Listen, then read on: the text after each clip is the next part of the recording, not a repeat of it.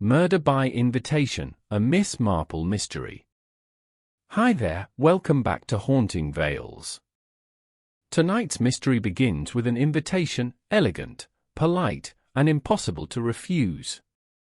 Guests arrive expecting nothing more than an evening of pleasant conversation and careful manners. Yet beneath the smiles and candlelight, something feels terribly wrong.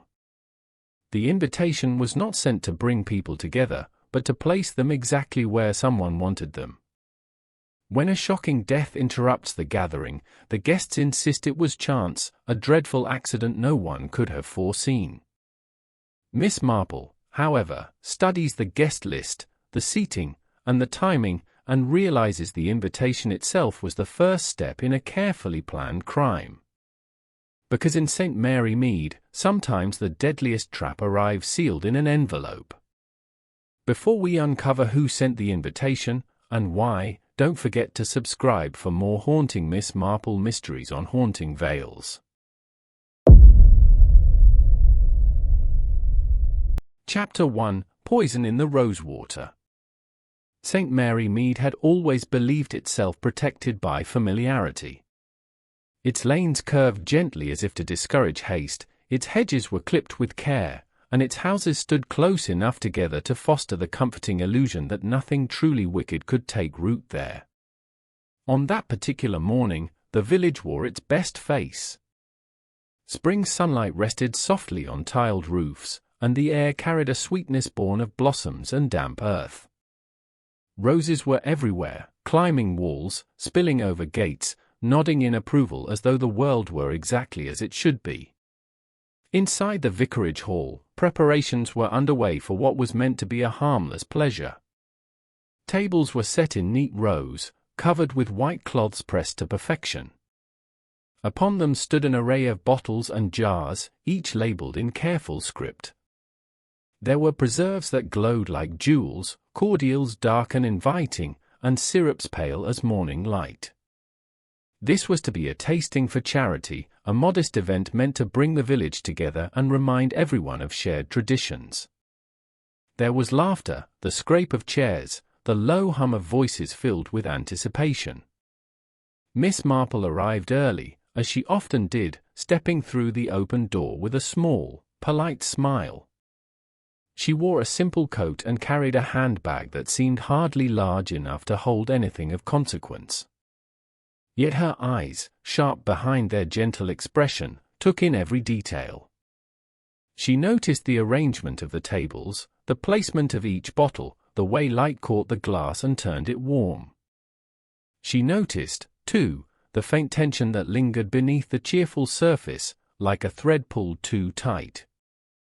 She exchanged greetings, accepted a cup of tea she set aside untouched, and chose a chair near the wall. From there she could observe without intruding, a talent she had perfected over years of quiet attention. People tended to forget her once she was seated, mistaking her stillness for distraction. It was a mistake she had never corrected. At the center of the main table stood a single decanter, taller than the rest, its contents clear and faintly golden. Rosewater. It caught the eye immediately, not through extravagance but through purity. Mrs. Harriet Bell hovered near it, her posture proud, her hands clasped and unclasped as she spoke to anyone who would listen. She described the careful gathering of petals at dawn, the slow infusion, the patience required to draw out the fragrance without bitterness. Her voice carried the authority of someone who believed deeply in her craft. Miss Marple watched Mrs. Bell closely. She noted the flush in her cheeks, the brightness in her eyes, and the way her fingers trembled when she lifted the decanter to show it off. Pride, Miss Marple thought, always revealed itself in the hands first. Villagers began to arrive in greater numbers. The vicar, a genial man with a ready laugh, moved from group to group, thanking everyone for coming. He seemed pleased, relaxed, entirely at ease among his people. Mr. Leonard Pike entered shortly after, his presence marked not by warmth but by precision. He was neatly dressed, his movements economical, his expression polite without softness. He surveyed the room as though it were a document to be reviewed rather than a gathering to be enjoyed. The tasting began with small rituals.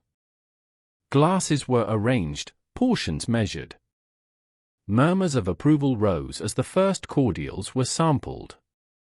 Compliments were exchanged, recipes discussed. When the rosewater was finally poured, there was a slight hush, as if everyone sensed its importance. The liquid slid into the glasses, catching the light, releasing a gentle scent that seemed to promise comfort and tradition.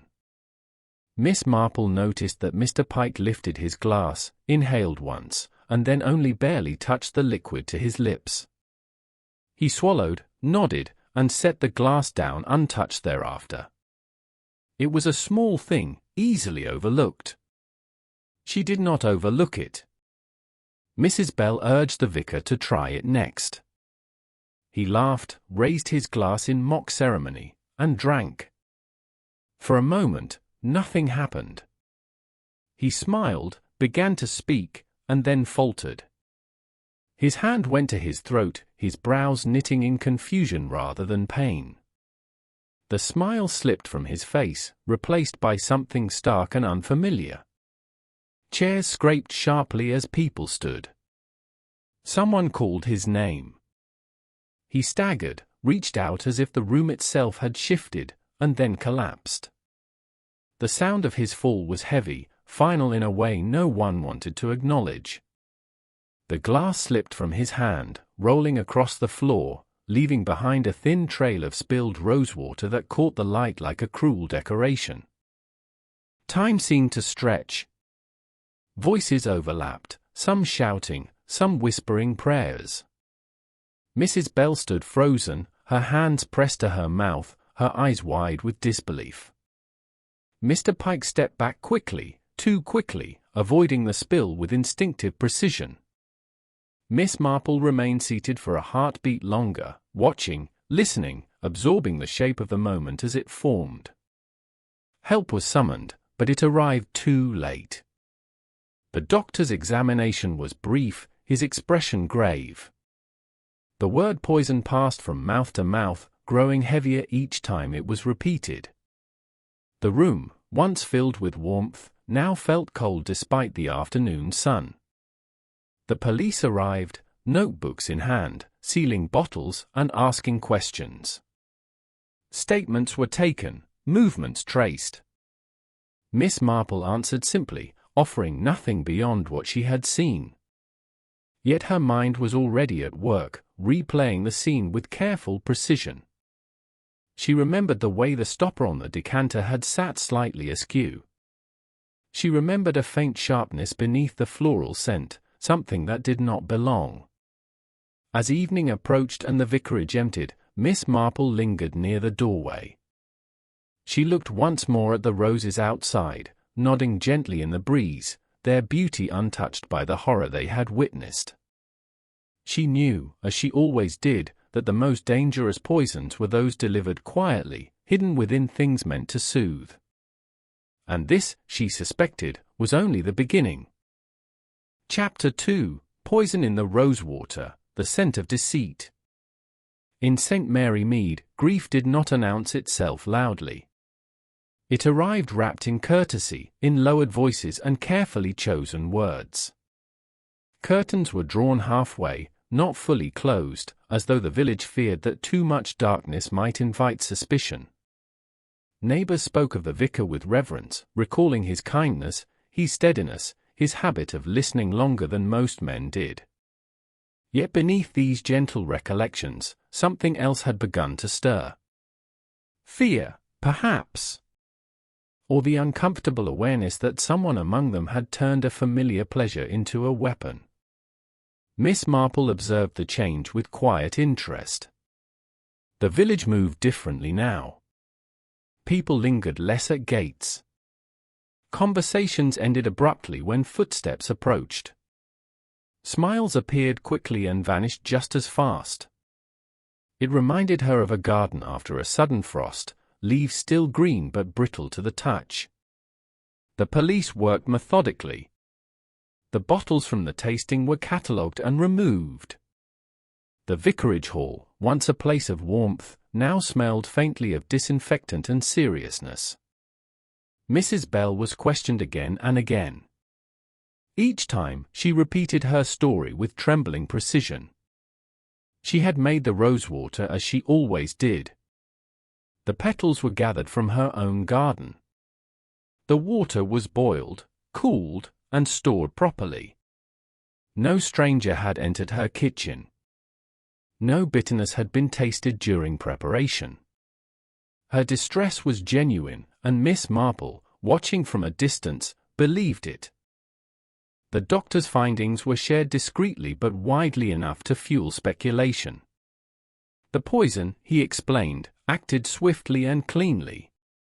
It left little trace once diluted, especially when carried in a fragrant liquid.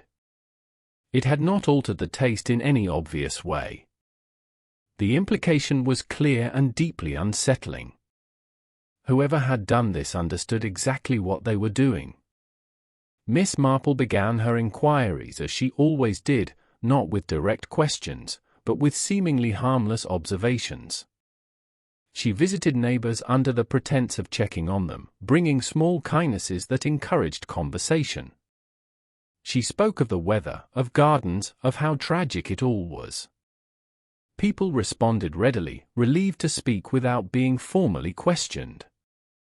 From these gentle exchanges, patterns began to emerge. Mrs. Bell, it seemed, had recently quarreled with the vicar. The matter concerned a donation promised to the church, one she believed had been unfairly redirected. The argument had been sharp, voices raised. Several people had witnessed it.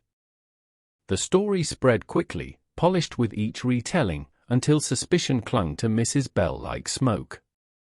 Miss Marple did not ignore this, but neither did she accept it at face value. Disagreements over money were common in villages. Murder was not. She noted instead how often Mrs. Bell's name was mentioned by others, how eagerly it was offered, as if providing a culprit might ease the collective unease. Mr. Pike's name surfaced less often, but when it did, it carried a different tone. Respectful. Cautious. He was spoken of as dependable, sensible, the sort of man one trusted with documents and decisions. He had, several recalled, handled a recent revision of the vicar's affairs. It was said to be routine. Necessary. Sensible. Miss Marple found that the word sensible appeared frequently in conversations about Mr. Pike, as though it explained everything. She paid him a visit one afternoon, choosing the hour carefully. His office was tidy to the point of sterility, papers aligned with exactness. He greeted her politely, his expression composed. When she mentioned the tragedy, he inclined his head, offering condolences delivered with measured sympathy. They spoke of ordinary things at first. The demands of his work. The strain such events placed on a community. Miss Marple listened, nodding occasionally, her gaze wandering as though distracted by a framed certificate or a stack of files. When she mentioned the tasting, his response was immediate and controlled. A terrible shock, he said. Entirely unforeseen. She remarked, gently, that he had been wise not to drink much of the rosewater. He paused then, only briefly, but long enough. He said he had found the scent overpowering, nothing more. Miss Marple accepted this explanation with a smile that revealed nothing. As she left, she noticed a faint chemical tang beneath the office's polish, quickly masked but unmistakable to someone who had once helped a gardener deal with stubborn pests. It was another small thing. She added it to her collection. The letter came into her possession by accident, or so it appeared. A young boy delivering parcels mentioned finding an envelope near the vicarage gate on the morning of the tasting. It had been overlooked in the confusion. Miss Marple examined it carefully. The handwriting was deliberate, the tone urgent but restrained. It urged the vicar to reconsider a promise, one delayed too long. It spoke of fairness, of obligation, and of consequences should the matter remain unresolved. There was no signature. Miss Marple folded the letter and reflected on promises.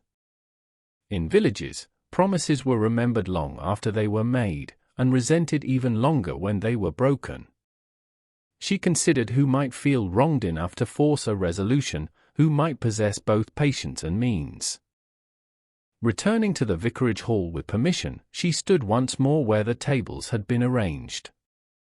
She imagined the flow of people, the casual reaching for glasses, the easy distraction of conversation.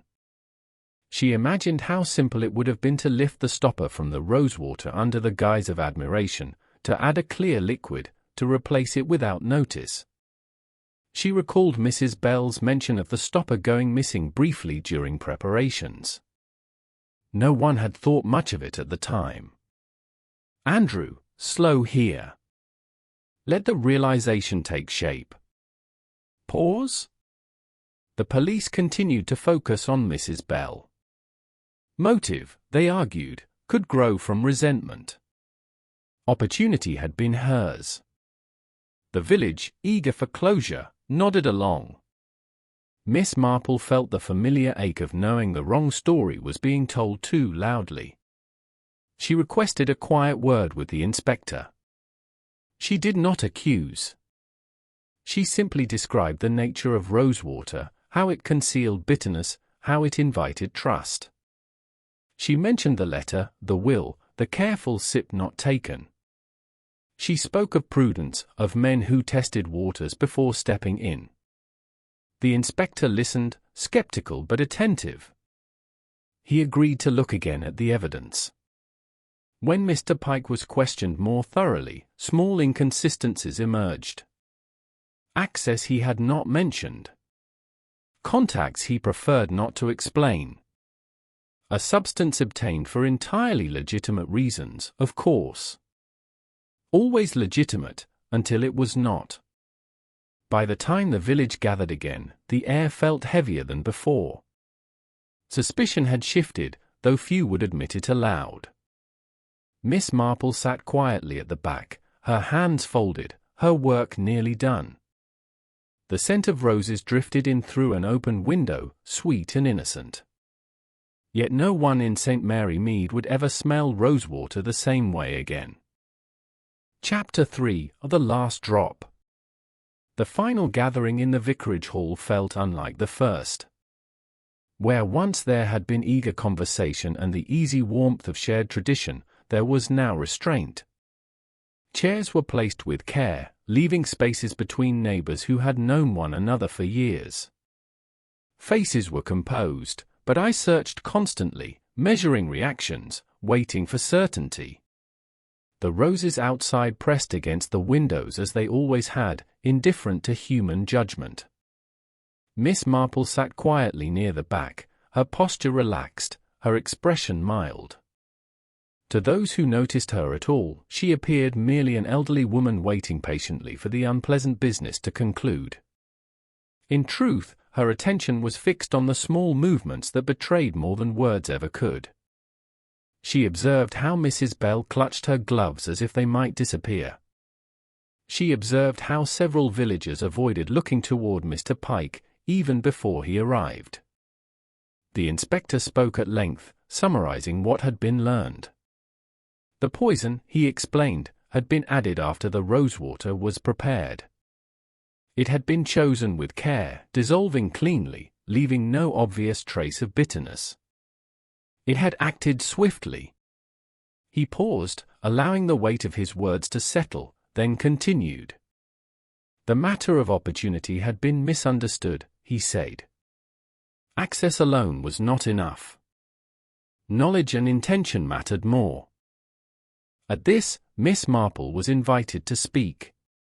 She rose slowly, as though reluctant to take the floor, and addressed the room in a voice so gentle that people leaned forward to hear her. She spoke of villages and habits, of how people trusted what they had always trusted. She spoke of Rosewater, of how its very nature invited deception, how it carried other substances willingly and without complaint. She reminded them that danger often arrived disguised as care. She did not accuse. She described. She spoke of a man who believed himself prudent, who tested before committing, who valued control above all else. A man who had been promised something years before and had waited with increasing impatience. A man who understood that a public argument would not secure what he wanted, but a sudden death might. She mentioned the letter, unsigned but urgent, urging the vicar to act. She spoke of the will, recently revised, and of the frustration that followed when promises were delayed again. Andrew, pause. Let the name form in the listener's mind before it is spoken. Pause? Mr. Pike shifted in his chair. It was a small movement, but it carried the unmistakable weight of recognition. Miss Marple continued, describing the moment at the tasting when a single glass had been barely touched, when caution had revealed itself through restraint. She described the missing stopper, the brief window of opportunity, the practiced ease with which someone accustomed to handling delicate matters could act without drawing attention. She spoke of the faint chemical scent in a place meant to smell only of paper and polish. When the inspector finally spoke Mr. Pike's name, there was no outcry. Only a collective exhale, as though the village had been holding its breath for days. Mr. Pike stood, his expression composed to the last, and gathered his coat with the same careful precision that had defined him. As he was led away, his gaze met Miss Marple's. There was no anger there, only the quiet acknowledgement that his calculations had failed. In the days that followed, St. Mary Mead returned slowly to itself. Mrs. Bell was cleared, though the relief did not erase her sorrow. She tended her roses again, but she no longer spoke of Rosewater. Some traditions, once broken, were not meant to be resumed. The vicarage found a new rhythm, shaped by remembrance rather than fear. Miss Marple resumed her walks, her knitting, her quiet observations. To those who thanked her, she responded with gentle deflection. She insisted there was nothing remarkable in what she had done. People, she said, were much the same everywhere. One only needed to watch carefully and remember that appearances were rarely the full story. One afternoon, she sat by her window with a cup of tea, watching the roses sway in the breeze. Their scent drifted in, honest and unaltered. She thought of how easily trust could be poisoned, and how difficult it was to restore once lost. Yet she also knew that truth, once revealed, had a way of cleansing what deceit had touched. If this mystery held you, if the quiet tension and careful unraveling kept you listening, then remain with us. There are more stories waiting in familiar places, more secrets hidden behind polite smiles. Like the video, share it with fellow mystery lovers, and subscribe for more tales where nothing is quite as harmless as it seems.